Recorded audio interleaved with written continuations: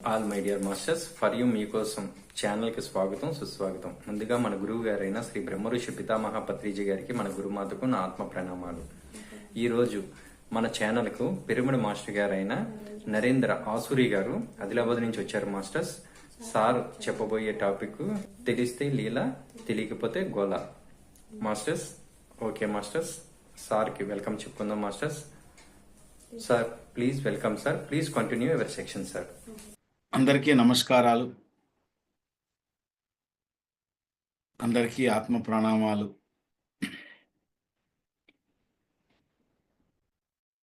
ఆధ్యాత్మికత అంటే అర్థాలు ఎన్నో ఉన్న సమయంలో ఆధ్యాత్మికత అంటే గుళ్ళు గోపురాలు తిరగడము, లేదా గంగలో మునగడము, వాటి ద్వారా మన పాపాలన్నీ పోతాయి, మనం ఇంకేమి చేసే అవసరం లేదు అన్నటువంటి ఆ సమయంలో ఆధ్యాత్మికత అంటే ఒక విగ్రహారాధన అనుకుంటూ, ఆధ్యాత్మికత అంటే దేవుణ్ణి కోరుకోవడమే అని అనుకుంటూ, ఆధ్యాత్మికత అంటే మన నుదుటి రాతని ఇంకెవరో రాస్తారు అన్నటువంటి ఒకానొక భ్రమలో ఉన్నటువంటి ఈ ప్రపంచానికి, నాయన ఆధ్యాత్మికత అంటే ఇది కాదు. ఆధ్యాత్మికత అంటే ఆది నుంచి ఉన్నటువంటి నీ ఆత్మకథ నీవు తెలుసుకోవాలి అని చెబుతూ, ఆత్మకథను తెలుసుకోవడానికి ఏకైక మార్గం ధ్యానం అని చెబుతూ, మనందరికీ సత్య మార్గ నిర్దేశాన్ని అందించినటువంటి మనందరి మైత్రేయ బుద్ధుడు జగద్గురు బ్రహ్మర్షి పితామహ పత్రిజీకి అనంతకోటి ఆత్మ ప్రణామాలు. నా పేరు నరేంద్ర ఆసూరి. మాది ఆదిలాబాద్ జిల్లా, తెలంగాణలో, మహారాష్ట్రకి బార్డర్లో ఉంటుంది. మీలో చాలామంది ఇక్కడికి వచ్చి కూడా ఉండరు, ఎప్పుడో ఎక్కడో పేరు వినుంటారు, అడవుల గురించి ఇంకా వేటి గురించో ఇతరత్ర, తప్పితే పెద్దగా పరిచయం లేనటువంటి ప్రాంతం. కాస్త అభివృద్ధి పరంగా చూసుకుంటే కాస్త వెనుకబడినటువంటి ప్రాంతం. ఇక్కడ నుంచి నేను వచ్చాను 2007లో తిరువన్నామలలో జరిగినటువంటి ఆ ధ్యాన మహా యజ్ఞంలో మొట్టమొదటిసారి నేను పత్రిజీని కలవడం జరిగింది. నేను ఒక ప్రభుత్వ ఉన్నతోద్యోగిని, అసిస్టెంట్ రిజిస్ట్రార్గా పనిచేస్తున్నాను.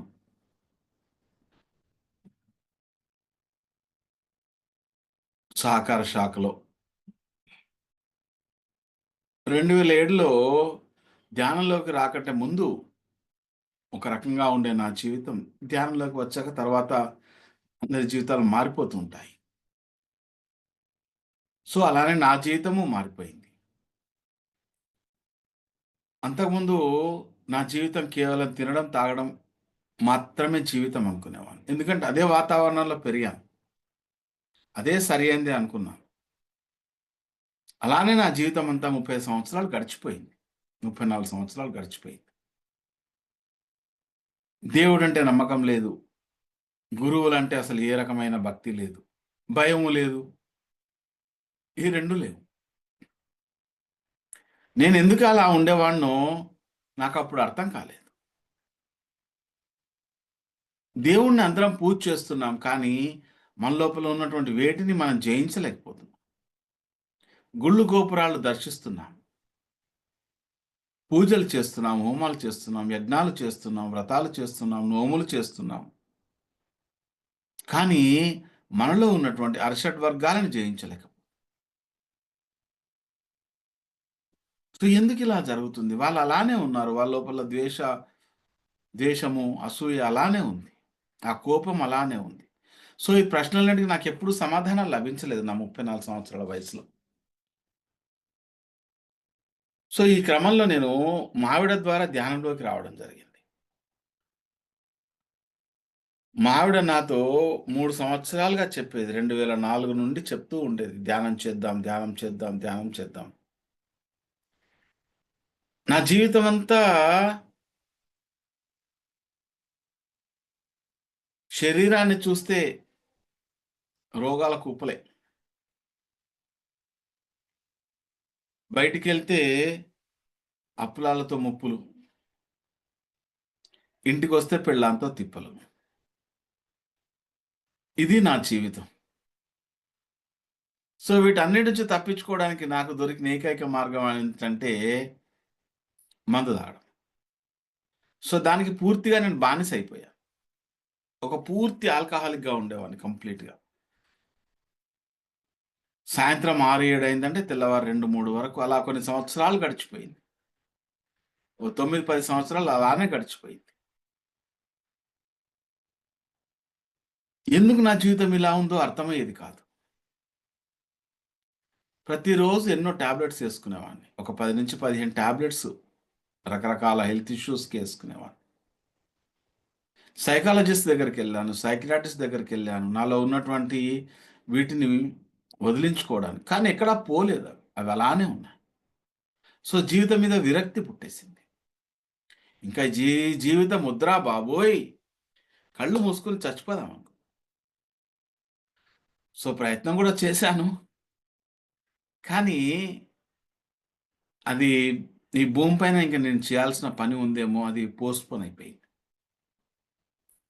అలా నా జీవితంలో ఒక 3, 4 గండాల నుంచి బయటపడ్డాను. దాదాపు యమధర్మరాజుకి షేక్ హ్యాండ్ ఇచ్చినటువంటి స్థితి. ఆ యమధర్మరాజు అక్కడ నుంచి నువ్వు వెళ్ళిపో నాన్న, నీకు అక్కడ పని ఉందిలే అన్నాడేమో. తిరిగి వచ్చేసా మళ్ళీ భూమి మీద. జనరల్గా అందరూ అంటూ ఉంటారు మనిషికి కష్టాలు వస్తే దేవుడు గుర్తుకొస్తాడని. కానీ అదేంటో నాకు తెలియదు, ఆ కష్టాలలో కూడా నాకు దేవుడు గుర్తుకు రాలేదు. మావిడనేమో మా ఆయన మారాలని చెట్లు పుట్లు గుళ్ళు గోపురాలు అంటే తిరుగుతూ ఉండేది. నా తిరగడమేమో వేరే దిక్కుండేది. అటు హాస్పిటల్స్ చుట్టూ తిరిగేవాళ్ళం. చాలా కారణాలు ఉన్నాయి దానికి. అలా అదంతా చెప్తుంటే మరొక గ్రంథమే అవుతుంది. సో నాకు జీవితం అంతా గోలగా ఉండేది. ఎందుకు అలా జరుగుతుందో తెలియదు. సో ఈరోజు మన టాపిక్ అదే, తెలిస్తే లీల, తెలియకపోతే గోల. ఏం తెలిస్తే లీల అవుతుంది, ఏం తెలియకపోతే గోల అవుతుంది. ఈరోజు ప్రతి మనిషి సంతృప్తుడిగా లేడు. ఎక్కడో ఏదో ఇంకా కావాలని పరిగెడుతూ ఉన్నాడు. కోరికలు గుర్రాలైతే మనిషి గాడిదవుతాడని ఒక సామెత విన్నాను నేను. కోరికల వెంట పరిగెడుతూనే ఉన్నాడు. అన్ని బాహ్యపరమైన చూపులే, అంతర్ముఖమైన చూపులు ఒకటి లేదు.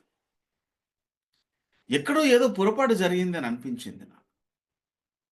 ఎందుకంటే మనం అబ్జర్వ్ చేయండి, ఒక గుడికి వెళ్ళినప్పుడు ఆ గుడికి వెళ్ళిన తర్వాత మనం ఏం చేస్తాం, ఇలా పెట్టుకొని కళ్ళు మూసుకుంటాం. ఈవెన్ తిరుపతి వెంకన్న దగ్గరికి వెళ్ళినా సరే కళ్ళు మూసుకుని దండం పెడతాం. అంత అద్భుతమైన సుందరమైన విగ్రహాన్ని చూడవయ్యా బాబు అంటే కళ్ళు మూసుకుని దండం పెడతాం. అది మన సబ్కాన్షియస్ మైండ్ అలా వచ్చేస్తుంది. అయ్యా కోరికలు కోరుతాం, దట్ ఈస్ డిఫరెంట్. కానీ కళ్ళు మూసుకుని ఎందుకు దండం పెడతాం అంటే, నీవు బహిర్ముఖంగా ఉన్నటువంటి నీ చూపుని అంతర్ముఖంగా చేసుకో అని అక్కడ అర్థం. మన ఆచారాల్లో, సాంప్రదాయాలలో ఎన్నో పద్ధతులు ఉన్నాయి. ఒక పూజ చేసేటప్పుడు ఆత్మ ప్రదక్షిణాన్ని చేస్తూ ఉంటాం. మన చుట్టూ మనమే తిరుగుతూ ఉంటాం. దాన్ని ఆత్మ ప్రదక్షిణ అంటారు. సో అయ్యా నువ్వు బహిర్ప్రదక్షిణలు కాదు, నీ చుట్టూ నువ్వు తిరుగు, నిన్ను నువ్వు తెలుసుకో అని అక్కడ గూఢమైనటువంటి అంతరార్థం ఉంది. సో దాన్ని తెలియజేస్తారు మనకు పత్రిచి. ఎప్పటి వరకైతే నీ చూపు బహిర్ముఖంగా ఉంటుందో నీ జీవితం అంతా గోలగా ఉంటుంది. నీ చూపు మరల్చుకోవాలి, అంతర్ముఖం కావాలి. నీ చూపు అంతర్ముఖం అయితే కనుక అప్పుడు నీ జీవితం నీకు లీల అవుతుంది. కృష్ణుణ్ణి లీలా మానుష వినోదుడు అంటారు. ఎందుకు? కృష్ణుడికి అర్థమైంది జీవితం అంటే లీల. అందుకే చూడండి, దుఃఖపూరితమైనటువంటి కృష్ణుడు మనకి ఎక్కడా కనపడడు. ప్రతి క్షణం కృష్ణుడికి జీవితం ఒక లీల అయిపోయింది. ఎందుకు? అర్జునుడికి గోల అయ్యింది. ఎందుకు? అంటే కార్యకారణ సంబంధాన్ని తెలుసుకోలేదు. అర్జునుడు మహావీరుడే. అర్జునుడు గూఢాకేశుడే. అర్జునుడు నిద్రని జయించిన వాడే. కానీ అర్జునుడి చూపు బహిర్ముఖంగానే ఉంది ఇంకా. అర్జునుడు చీకట్లో బాణాలు వేయగలడు. కానీ తన లోపల ఉన్నటువంటి చీకట్లను తొలగించుకోలేకపోయాడు. సో అందుకే యుద్ధ రంగంలో డీలా పడిపోయి నేను ఈ యుద్ధం చేయలేను అంటాడు. కానీ కృష్ణుడికి సర్వం తెలుసు. కృష్ణుడికి కార్యకారణ సంబంధము తెలుసు. ఆ యుద్ధము కురుక్షేత్రంలో ఎందుకు జరగాలో కృష్ణుడికి తెలుసు. ధర్మం జయించాలి.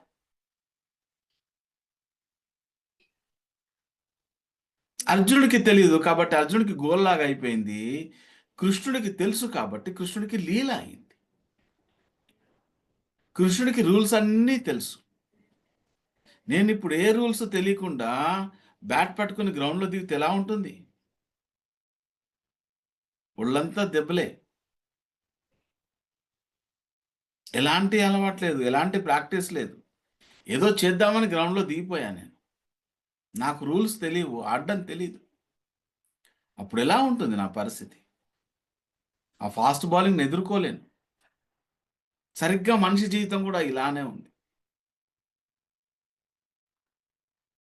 ఒక సగటు మానవుడి జీవితంలో ప్రతిదీ ఫాస్ట్ బౌలింగే.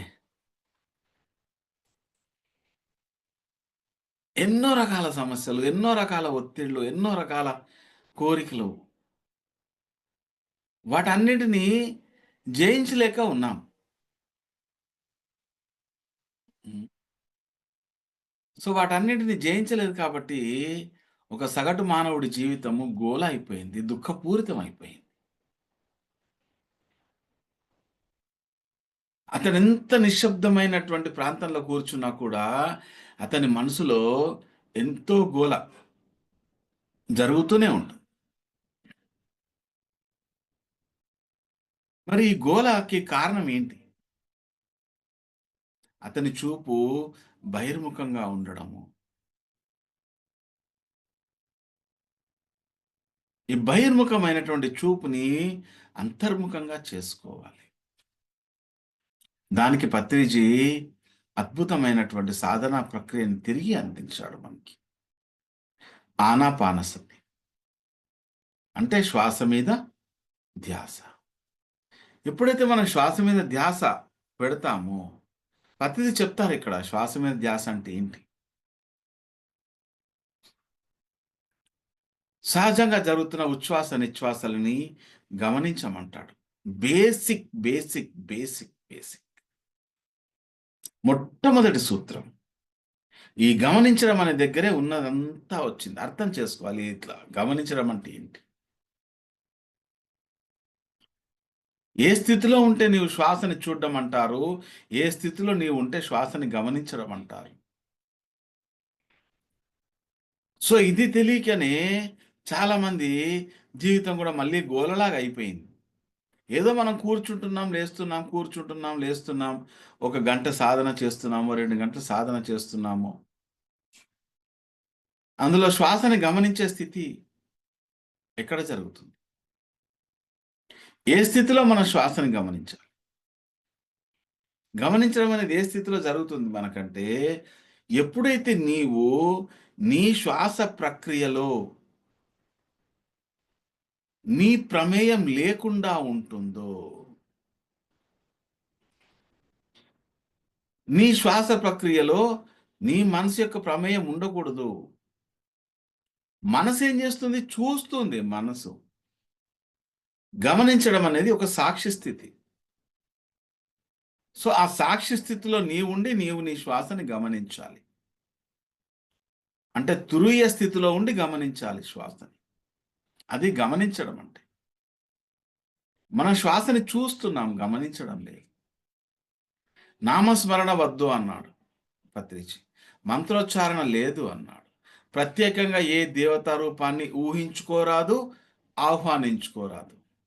సహజంగా జరుగుతున్న ఉచ్ఛ్వాస నిశ్వాసలని గమనించాలి. ఇదే సరియైన సాధనా క్రమము అన్నాడు.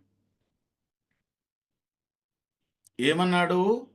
సాధన క్రమము. శ్వాస మీద ధ్యాస అనేది సాధన క్రమము.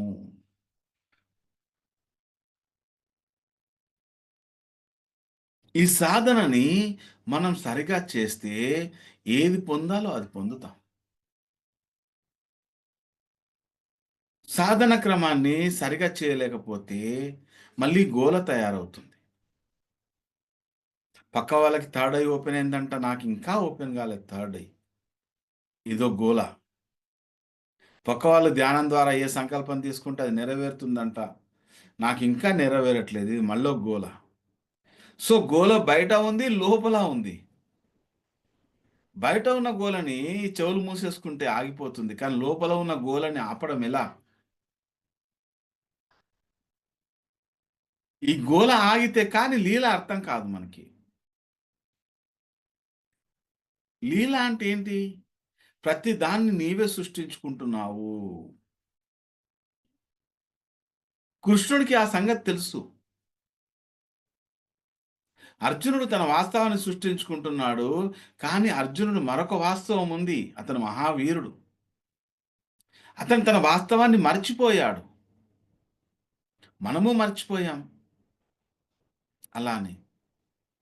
సో అందుకే చెప్తాడు, బహునేమి వ్యతీతాన్ని జన్మాని తవచార్జున తాన్యహం వేత్త సర్వాణి నత్వం వేత్త పరంతప. అర్జున, నువ్వు నేను కలిసి ఎన్నో జన్మలు తీసుకున్నామయ్యా, కానీ నీకు నీ గురించి తెలీదు. అందుకే నీకు గోలగా ఉంది. నాకు నా గురించి తెలుసు, నీ గురించి తెలుసు, అందుకే నాకు ఇదంతా కూడా లీల అంటాడు కృష్ణుడు.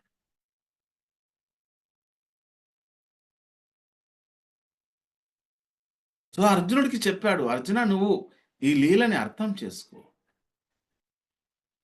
లీలని అర్థం చేసుకొని నువ్వు యుద్ధం చేయి.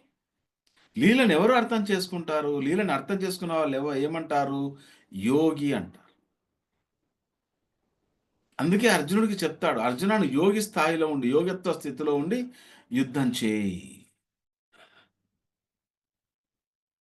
తస్మాత్ యోగి భవార్జున. తపస్విభ్యో దికో యోగి జ్ఞానిభ్యోపి మతో దిగ కర్మిభ్యశ్చ దికో యోగి తస్మాత్ యోగి భవార్జున. అంటే కర్మలు చేసేవాడి కంటే గొప్పవాడు యోగి. తపస్సు చేసేవాడి కంటే గొప్పవాడు యోగి. ఒక జ్ఞాని కంటే యోగి గొప్పవాడు. ఇక్కడ తపస్సు అంటే ఏంటి? కాయక కర్మలతో చేసే తపస్సు, ఏదో ఒకటి ఆశించి చేసే తపస్సు. మనం ఆశిస్తున్నాంగా. తపస్సు అంటే ఏంటి? ఎవరో శంకరుడు ప్రత్యక్షం కావాలి, శివుడు విష్ణుమూర్తితో ప్రత్యక్షం కావాలి, అదే కోరిక ఉంటుంది అక్కడ. మరి తపస్సు చేసేవాడి కంటే యోగి గొప్పవాడు ఎందుకు అన్నాడు? ఏదో తేడా ఉంటుంది తపస్సు చేసేవారికి, యోగి స్థాయిలో ఉన్నవారికి. లేకపోతే కృష్ణుడు అలా చెప్పడు. అంటే ఇక్కడ మనకి ఏం చెప్తున్నాడు కృష్ణుడు? నాయన, నువ్వు యోగిగా ఉండాలంటే నీ సాధనని, నీవు అన్ని సంకల్పాలని వదిలి ప్రారంభించు. ఏది ఆశించకు నువ్వు.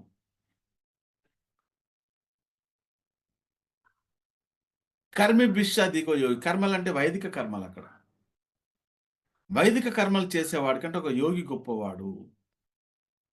వైదిక కర్మలు అంటే యజ్ఞాలు, హోమాలు, క్రతువులు, ఇవన్నీ కూడా వైదిక కర్మలు అంటారు వీటిని. సో ఈ వైదిక కర్మలు చేసేవాడికంటే యోగి గొప్పవాడు. జ్ఞాని భ్యోపి మతోదిక. ఒక జ్ఞాని కంటే గొప్పవాడు యోగి. ఎవరు జ్ఞాని అంటే? పుస్తకాలను వల్లె వేసినవాడు, పండితుడు. అనుభవ జ్ఞానం లేదు. అందుకే ఒక సామెత ఉంది, ఇంట్లో ఈగల మూత బయట పలకీల మూత అని. బయట పలకీలు మోస్తున్నారు అందరూ, కానీ ఈ ఇంట్లో ఈగల మూత ఉంది, గోల ఉంది ఇంట్లో, మన లోపల ఇంట్లో అక్కడ.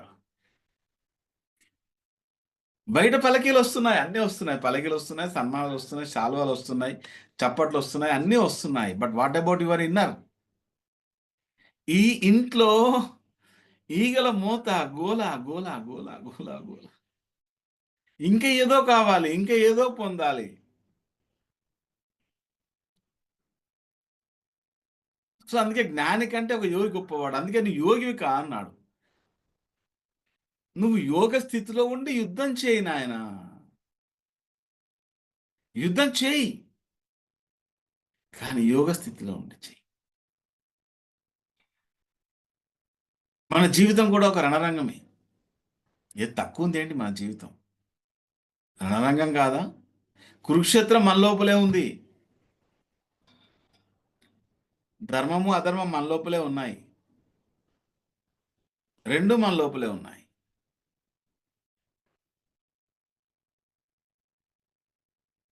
మరి నీవు ఎలా జీవిస్తున్నావు? ధర్మవర్తనుడిగా జీవిస్తున్నావా, అధర్మ పరాయణుడిగా జీవిస్తున్నావు? ఎవరికి వారే డిసైడ్ చేసుకోవాలి. ధర్మం అంటే ఏంటి? యతో అభ్యుదయ ససిద్ధి సశ్రేయ ససిద్ధి సధర్మ. యతోభ్యుదయ ససిద్ధి శ్రేయ సధర్మ అంటే నువ్వు ఏ కర్మని ఆచరించడం ద్వారా ఇహలోకంలోను పురోగతి, పరలోకంలోను పురోగతి పొందుతావో అదే ధర్మము. రెండూ ఉండాలి ఇక్కడ. నేను కేవలం ఇహలోకంలో పురోగతి కోసమే పనిచేస్తానంటే అది ధర్మం కాదు. నేను కేవలం ఇహలోకంలో ఉన్నటువంటి అన్నింటినీ వదులుకొని పైలోకంలో పురోగతి కోసం పనిచేస్తానంటే అది ధర్మం కాదు అంటున్నారు ఉపనిషత్ వాక్యం ఇది. యతో విధేయ సశ్రేయ ససిద్ధి సధర్మ అంటే నీకు ఇహలోకంలోనూ పురోగతి ఉండాలి, పరలోకంలోనూ ఉండాలి. చూసారా, ధర్మానికి ఇంతకంటే అద్భుతమైన నిర్వచనం ఇంకొకటి ఏది లేదు.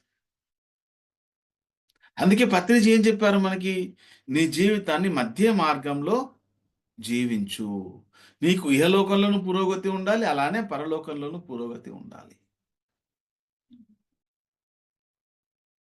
ఈ రెండు ఇట్లలో పురోగతి ఉండాలంటే నీవు చేస్తున్న అన్ని కర్మలు కూడా ధర్మవర్తనమై ఉండాలి. ధర్మం అంటే అందరికీ తెలుసు, తెలియదు ఎవరికి? దుర్యోధనుడు చెప్తాడు, జానామి అధర్మ నచమే ప్రవృత్తి, జానామి ధర్మ నచమే నివృత్తి. అయ్యా నాకు ధర్మం అంటే ఏంటో తెలుసు, కానీ నేను అది చేయను. అధర్మం అంటే ఏంటో తెలుసు నాకు, నేను అదే చేస్తానంట.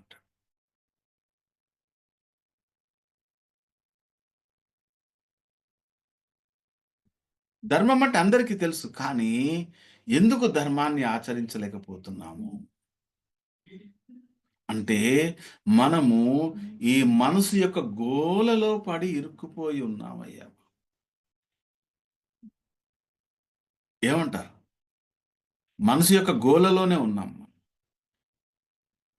ధ్యానం చేస్తున్నాం, నాకేదో కావాలి, నాకేదైనా వస్తేనే ధ్యానం చేస్తాను. వ్యాపారం అయిపోయింది ధ్యానం కూడా.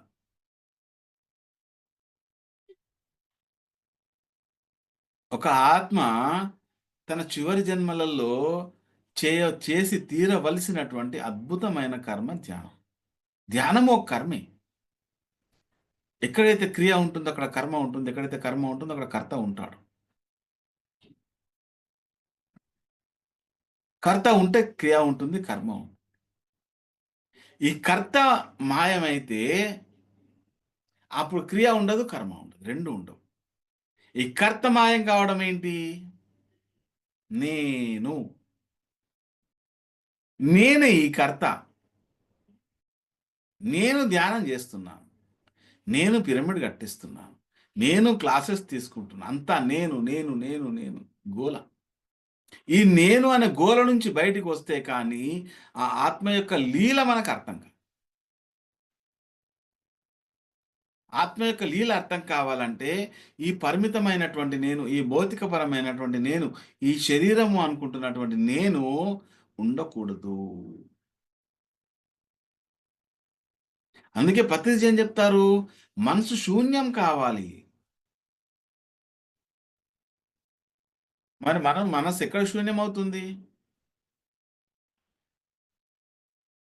ఎందుకు శూన్యం కావట్లేదు మనసు? సరి అయిన సాధనా క్రమము కావాల్సింది. మనసు శూన్యం కావాలి. సరి అయిన సాధనా క్రమం ఉంటే మనసు ఖచ్చితంగా శూన్యము. ఎందుకు కాదు? బుద్ధుడికి అయినప్పుడు మనకెందుకు కాదు? పత్రిజికి అయినప్పుడు మనకెందుకు కాదు? సరి అయిన సాధన క్రమాన్ని తీసుకోవాలి.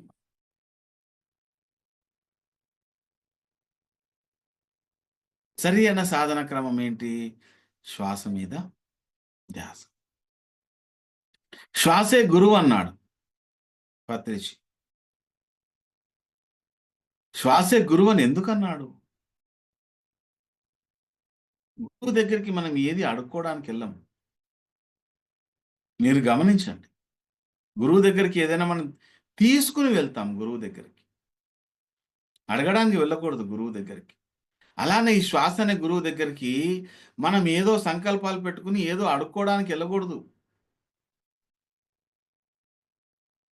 రూపాలు మారినాయి, వేషాలు మారినాయి, కానీ అడుక్కోవడం మాత్రం ఆగలేదు. ఇంకా ఆ మాస్టర్స్ వస్తారని, ఈ మాస్టర్స్ వస్తారని, వాళ్ళు అది ఇస్తారని, వీళ్ళు ఇది ఇస్తారని, ఇదో పెద్ద గోల. పత్రిది చెప్తారు కదా మనకి, చేయవలసింది చేస్తే రావాల్సింది వస్తుందని. ఎందుకంత తొందరపాటు? నేను 2 నెలల నుంచి ధ్యానం చేస్తున్నానండి, నాకు ఇంకా తలనొప్పి తగ్గలేదు.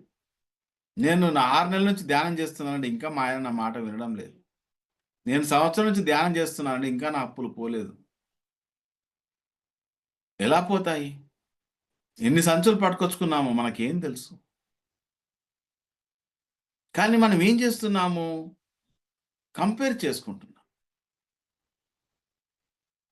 ఫలానా సతీష్ గారు ఉన్నారు, ఫలానా సతీష్ గారు ఎంత అద్భుతంగా ధ్యానం చేస్తున్నారంట, వారెంత ఆనందంగా ఉన్నారంట, మరి నేను ధ్యానం చేస్తున్నాను, నాకెందుకు ఆనందంగా లేను? బయటికి అంతా బాగానే ఉంది, కానీ లోపల గోల అది ఎవరికి వినబడదు. ఇంకా ఎన్నెన్నో విషయాలలో ఇరుక్కుపోయి ఉన్నాం మనం. గమనించి చూడండి, ఎవరికి వారే గమనించుకోండి. దీన్ని ఎవరికి ఎవరు చెప్పలేరు. మీకు మీరే లిట్మస్ టెస్ట్. ఆధ్యాత్మికతలో సర్టిఫికేట్ కోర్సులు లేవు. ఆధ్యాత్మికతలో మన లెవెల్ని డిసైడ్ చేసే వాళ్ళు ఎవరూ లేరు. ఆధ్యాత్మికతలో నీ స్థాయిని నిర్ణయించుకోవాల్సింది నువ్వే. ఎప్పుడు నిర్ణయించుకుంటావు? నీకు ఎలా తెలుస్తుంది? అంటే జీవితంలో మనకి ఎన్నో రకాల పరీక్షలు ఎదురవుతుంటాయి, ఎన్నో రకాల ఛాలెంజెస్ ఎదురవుతూ ఉంటాయి. వాటిని నువ్వు ఏ విధంగా స్వీకరిస్తున్నావు అక్కడ బయటపడుతుంది. అర్జునుడు మహావీరుడే, కానీ అసలైన సమస్య వచ్చినప్పుడు బాణాలు పక్కన పట్టేసి ఏడుస్తూ కూర్చున్నాడు. నేను వీళ్ళని చంపలేను. అప్పుడు కృష్ణుడు చెప్తాడు, హతోవా ప్రాప్త స్వర్గం జిత్వా వా భోక్షసే మహీం తస్మాదుతిష్ట కౌంతేయ యుద్ధాయ కృత నిశ్చయ. అర్జున లే అంటాడు. నీవు చేయవలసిన నీ కర్మలని నువ్వు చేయి. నీ వర్తమానంలో నువ్వు ఏ కర్మ చేయాలో ఆ కర్మ చేయి. నువ్వు యుద్ధం చేయి. ఇందులో ఓడిపోయి మరణించావా వీర స్వర్గాన్ని పొందుతావు, గెలిచావా రాజ్యాన్ని పొందుతావు. నీవు కోల్పోయేది ఏమీ లేదు.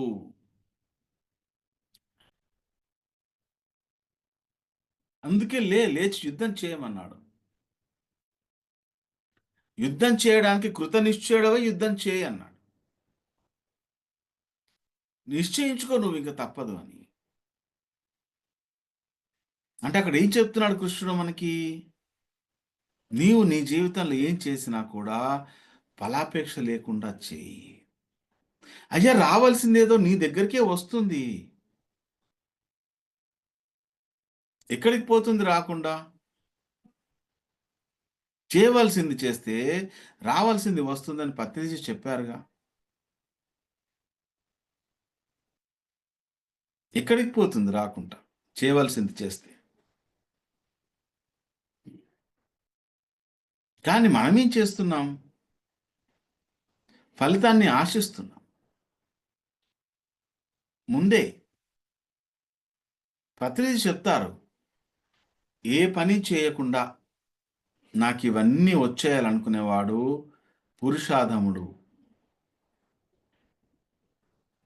వాళ్ళు ఏ పని చేయరు, జస్ట్ అలా కూర్చుంటారు అంతే.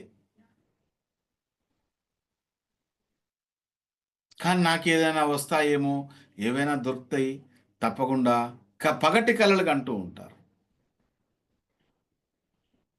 అసలు పగలు నిద్రపోవడమే తప్పంటే మళ్ళీ దానికోసం కలలు కూడా ఇంకా మళ్ళీ దాంట్లో.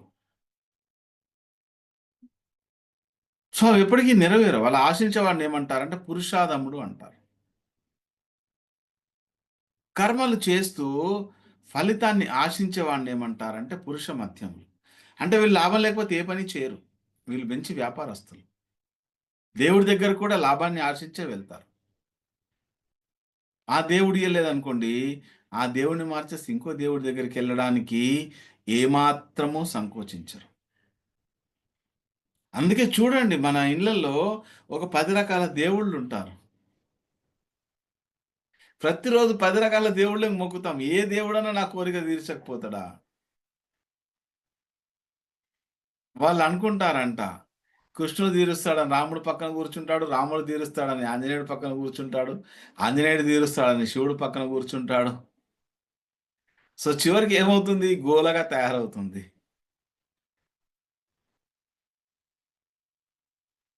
మరి అదే చేస్తున్నాంగా. ధ్యానాన్ని ఇంకా భౌతికపరమైన విషయాల కోసమే చూస్తున్నాం. భౌతికపరమైన విషయాలంటే ఏంటి? మనసుకు లోబడినటువంటి విషయాలు, భౌతికంగా కనిపించే విషయాలు. మనసుకి కంఫర్ట్ జోన్ ఇచ్చే విషయాలు. మరి ఆత్మపరమైన జ్ఞానం గురించి సాధన ఎక్కడ? ఇంకా ఇదే గోలలో పడిపోయి ఉన్నాము.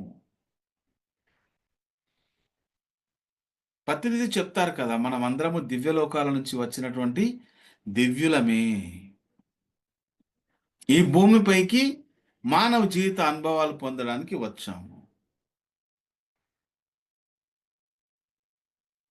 We are not human beings to how to have human experiences,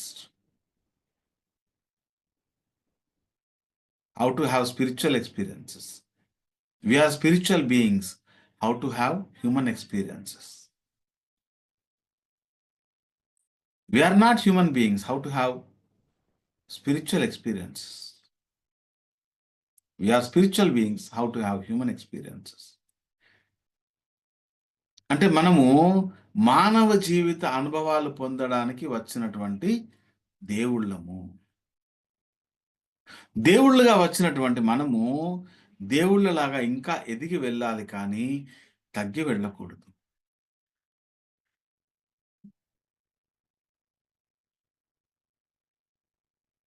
మనమంతా మాధవులమే, కానీ మానవులం అనే గోలలో పడి మనం ఆ మనసు యొక్క మాయలో పడి ఆ మాధవులం అని మర్చిపోతున్నాము.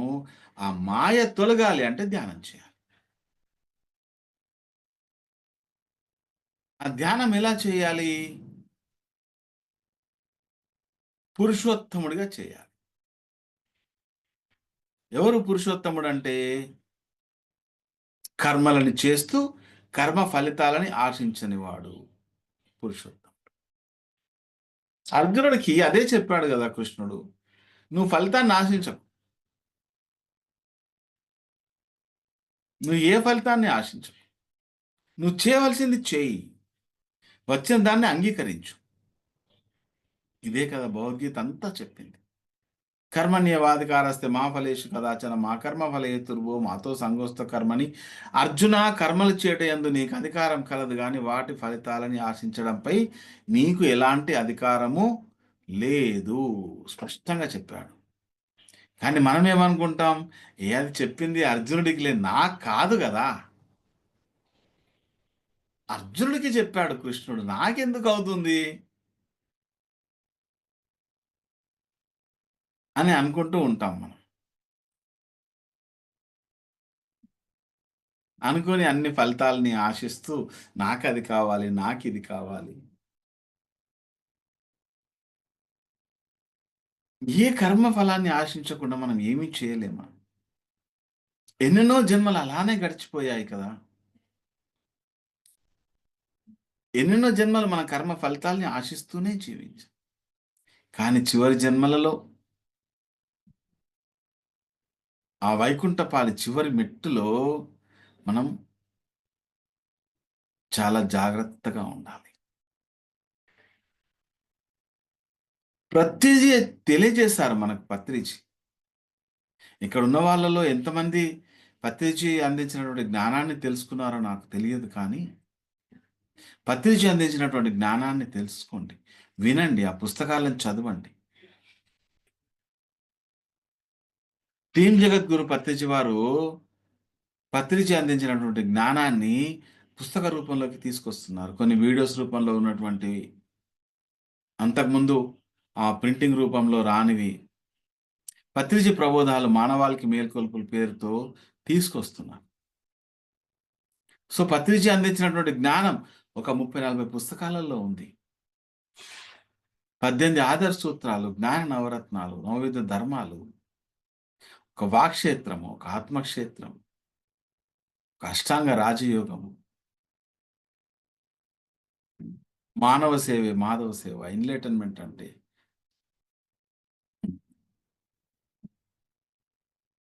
ఇలా ఎన్నో, వాటిని చదువుదాం. 1,00,000 పుస్తకాలు చదివినటువంటి ఆ యోగీశ్వరుడు వాటి సారాంశాన్ని మనకు చాలా సరళమైన భాషలో అందించారు. దాన్ని మనము ఔపోసన పడదాం పూర్తిగా. పత్రిజీ జ్ఞానంతో సింక్ అవుదాం. ఏం చెప్పారు పత్రిజీ? మన జీవితం ఎందుకు ఇలా గోలగా ఉంది? ఇక్కడ గోలే. ఆధ్యాత్మికత అంటే ఒక పరుగు పందెంలాగా తయారైపోయింది. వాళ్ళది చేశారా? మనం ఇది చేయాలి. వాళ్ళది కట్టారా? మనం ఇది కట్టాలి. వాళ్ళంతా చేస్తారా? మనం ఇంత చేయాలి. బాబోయ్! ఆధ్యాత్మికత అంటే పరుగు పందెం కాదు నాయనా. ఆధ్యాత్మికతలో పోల్చుకోవడాలు లేవు. ఆధ్యాత్మికతలో శభాష్ అనడాలుంది. ఆధ్యాత్మికతలో మిత్రత్వం ఉంది. ఆధ్యాత్మికతలో కరుణాతత్వం ఉంది. ఇవన్నీ ఉంటేనే ఆధ్యాత్మికత, లేకపోతే లేదు. మనం మరొక ముసుగేసుకుంటున్నాం అంతే.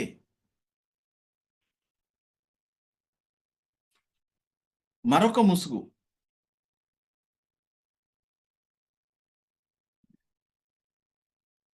మరి ఈ ముసుగు తొలగాలి అని అంటే సరియైన సాధనా క్రమంలో ఉండాలి.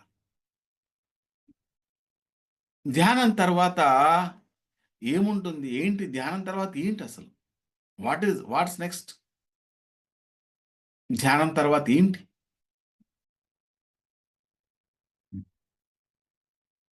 ఎవ్వరు దాని గురించి ఆలోచించడం లేదు.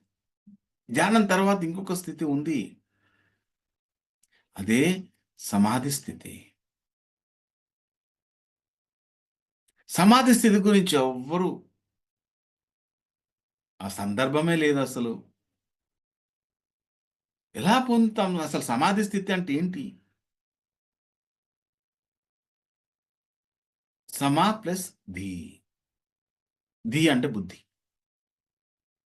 నీ బుద్ధి సమస్థితిలో ఉండాలి. బుద్ధి సమస్థితిలో లేదు కాబట్టే గోల. బుద్ధుడికి బుద్ధి సమస్థితిలో ఉంది కాబట్టే బుద్ధుడిని బుద్ధుడు అంటున్నాం. బుద్ధి సమస్థితిలో ఉన్నవారే బుద్ధుళ్ళు. ఆ బుద్ధి సమస్థితిలో ఉండడమే సమాధి స్థితి. ఎన్నో రకాల అర్థాలు ఉండొచ్చు సమాధి స్థితికి. కానీ నాకు అర్థమైనటువంటిది మాత్రం ఆ సమస్థితిలో ఉండాలి. ఆ సమత్వం యోగ ఉచ్యతే. అంటే సమస్థితిలో ఉండడమే యోగ స్థితిలో ఉన్నతమైనది. కొడితే ఏనుగు కుంభస్థలాన్నే కొట్టాలి. చిన్న చిన్న ఎందుకు మనకి? ఆ సమస్థితిలోనే ఉందాం. మన బుద్ధిని ఎప్పుడు సమస్థితిలోనే ఉంచాలి. అలా ఉండకపోవడానికి కారణం ఏంటి? మనసు స్థితిలోనే ఉంటున్నాం. లేదు. స్థితిని దాటాలి.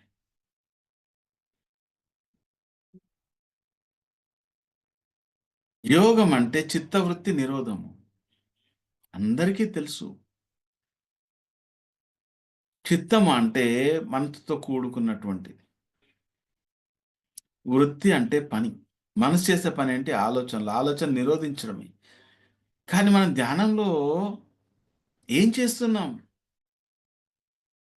ఇంకేదో గైడెడ్ మెడిటేషన్ అంటూ, ఇంకేదో యూట్యూబ్‌లో ఇంకేదో వింటూ, ఎక్కడైతే మనసుని శూన్యం చేయాలో అక్కడ మనసుకి రెట్టింపు పని చెప్తున్నాం మనం.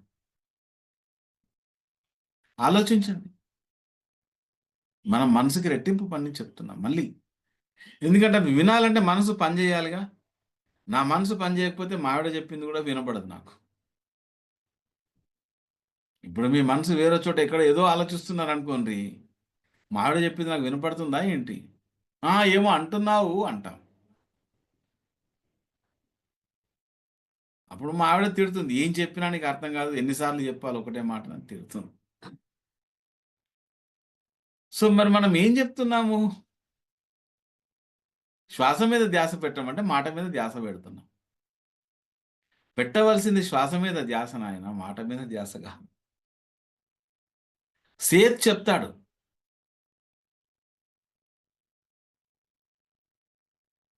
నీ జీవితానికి కావలసినటువంటి సమస్త మార్గనిర్దేశకత్వాలు నీ అంతర్ప్రపంచం నుంచే వస్తాయి. నీకు ఎవరి మార్గనిర్దేశకత్వం అవసరం లేదు. నీవు దేవుడివి. అందుకే సేత్ కూడా చెప్పాడు కదా! నీ వాస్తవాన్ని నీవే సృష్టించుకుంటున్నావు. కానీ మనమేం చేస్తున్నాం ధ్యానంలో కూర్చుని, ఆ శక్తిని ఇక్కడికి పో, అక్కడికి పో, అక్కడికి పో, ఇక్కడికి పో, మాస్టర్స్ రండి. నాకింకేదైనా ఇవ్వండి. నా కాళ్ళ నొప్పులు తగ్గడానికి ఒక మాస్టరు, తలనొప్పి తగ్గడానికి ఒక మాస్టరు, డబ్బులు ఇవ్వడానికి ఒక మాస్టరు, ఉద్యోగాలకు ఒక మాస్టరు. ఇంకా అత్యంత శోచనీయమైన విషయం ఏంటంటే, మనం కృష్ణుడిని, బుద్ధుడిని కూడా మాస్టర్ అంటున్నాం. అసలు మనకు మాస్టర్ అంటే దాని అర్థం తెలియడం లేదు. మాస్టర్ అనేది it's a limited word my dear friends. అంటే కేవలం తన కర్మేంద్రియాలపైన, తన జ్ఞానేంద్రియాలపైన నియంత్రణ పొందినవాడు, స్వామిత్వము పొందినవాడు. ఇంకా తను దేవుడినని తెలుసుకున్నవాడు కాదు మాస్టర్ అంటే. నియంత్రణ ఉంది. ఈ ఆలోచనల పట్ల నియంత్రణ ఉంది. కానీ నువ్వు దేవుడివని తెలుసుకున్నావా? నీవు ఆ దైవంలా జీవిస్తున్నావా? నీ జీవితాన్ని ఆ దైవ గుణాలతో నీవు జీవిస్తున్నావా? ఆ మిత్రత్వంలో జీవిస్తున్నావా? కరుణాతత్వంలో జీవిస్తున్నావా? నీ ఆత్మ ధర్మాన్ని తెలుసుకుని నీవు ఆచరిస్తున్నావా? ఇది ఎవరికి వారే వేసుకోవాల్సినటువంటి ప్రశ్నలు. దీనికి సమాధానం కూడా మీ లోపల నుంచే వస్తుంది. ఆ సమాధానం కూడా 2 స్థితులలో నుంచి వస్తుంది. ఒకటి మనోస్థితిలో నుంచి, ఇంకోటి ఆత్మస్థితిలో నుంచి. ఏ స్థితిలో నుంచి వస్తుందో తెలుసుకునేంత కాన్షియస్ ఆ ఎరుక స్థితిలో మనం ఉండాలి. ఆ అవేర్‌నెస్‌లో మనం ఉండాలి. మనకి మనోస్థితిలోనే చాలా వస్తూ ఉంటాయి. మనం అదే అనుకుంటాం. కాదు. మరి దానికి దీనికి తేడాన్ని గుర్తించడం ఎలా? మీకే తెలుస్తుంది. దీన్నెవ్వరు ఎవరికీ చెప్పలేరు. ఎవరికి వారే స్వయంగా అనుభూతి చెంది తెలుసుకోవాలి. సో, అలా చేయాలంటే మనం బహిర్ముఖంగా కాకుండా అంతర్ముఖులం కావాలి. అంతర్ముఖులం కావడానికి శ్వాస అనేది ఒక వంతెనలాగా ఉపయోగపడుతుంది.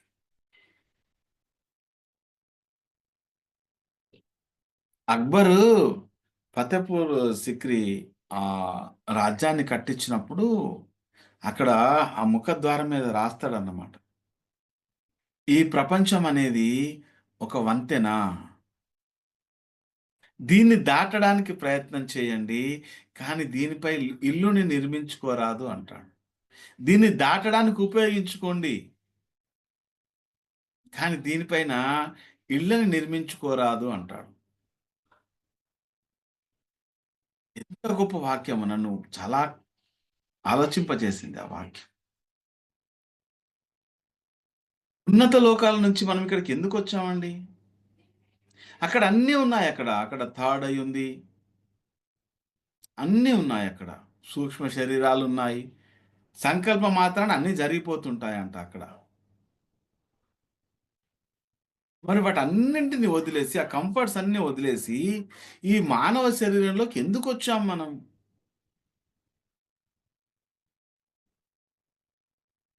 అంటే ఆ ఉన్నత లోకాల నుంచి మరింత ఉన్నతంగా ఎదగడానికి ఈ ప్రపంచాన్ని ఒక వంతెనలాగా వాడుకోవాలి. కానీ ఇది నాదే అన్న భ్రమలో ఉండకూడదు. ఇల్లు కట్టుకోకూడదు. అంటే ఇల్లు కట్టుకుంటే ఏమనుకుంటాం మనం? ఇది నాది అనుకుంటాం. అందుకే పత్రిజీ చెప్తారు అద్భుతంగా. You are not human beings how to have spiritual experiences. You are spiritual being how to have human experiences.